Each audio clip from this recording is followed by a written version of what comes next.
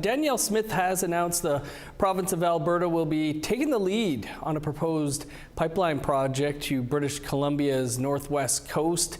It's a project you and the National Coalition of Chiefs are backing. Can you tell us why you think this is a good project?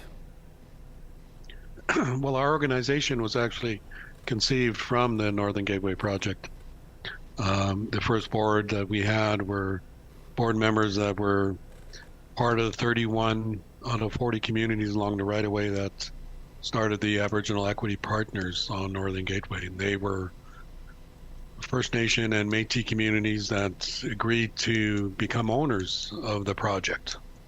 So we've been trying to ramp up Northern Gateway 2.0 for quite some time now, and we're glad to see the federal government and the provinces, especially Alberta, is moving forward with it. Well, BC Premier David Eby told reporters that Danielle Smith doesn't have a real project because the proposal, quote, is entirely taxpayer funded and has no private sector proponent.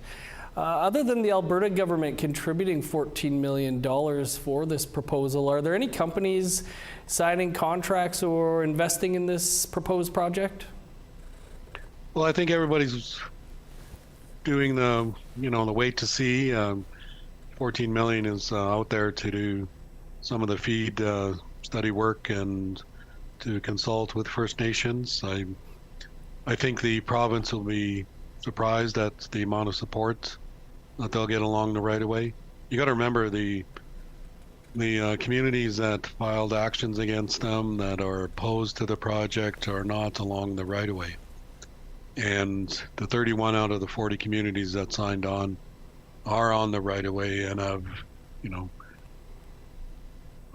always wanted to move forward with this project because they were scheduled to get $2 billion in benefits over 30 years, including 1/3 ownership in the pipeline. So not only did they get shareholder returns on owning the pipeline, but they'd have seats on the board to be able to manage and monitor the pipeline and make sure that all the integrity, safety systems, and environmental protection plans are properly maintained.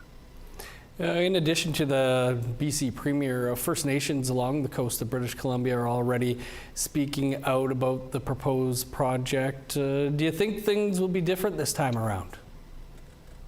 Well, I think that there's a lot of talk about getting rid of, the tanker ban to, because in a sense it's rather hypocritical because there are some 250 ships sailing across the coast of Haida coming from Alaska, Asia, going to Alaska, going to Asia. And a lot of these ships are already loaded with oil and gas. So it doesn't make any sense that you would, cripple only the Canadian tankers while all of these other tankers are going by the coast.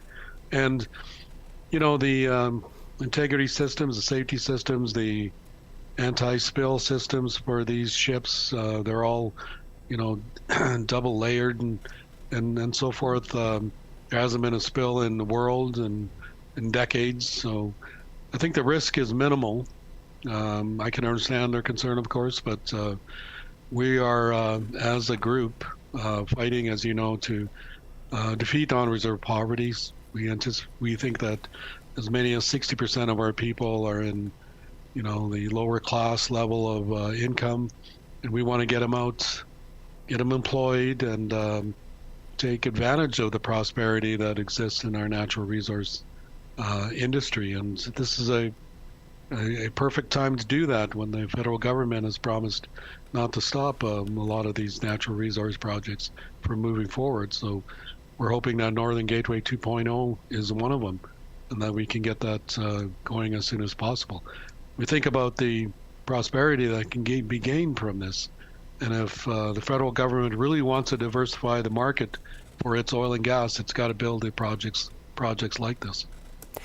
Dale, we'll have to leave it there, but appreciate you taking some time for us here today to talk about this.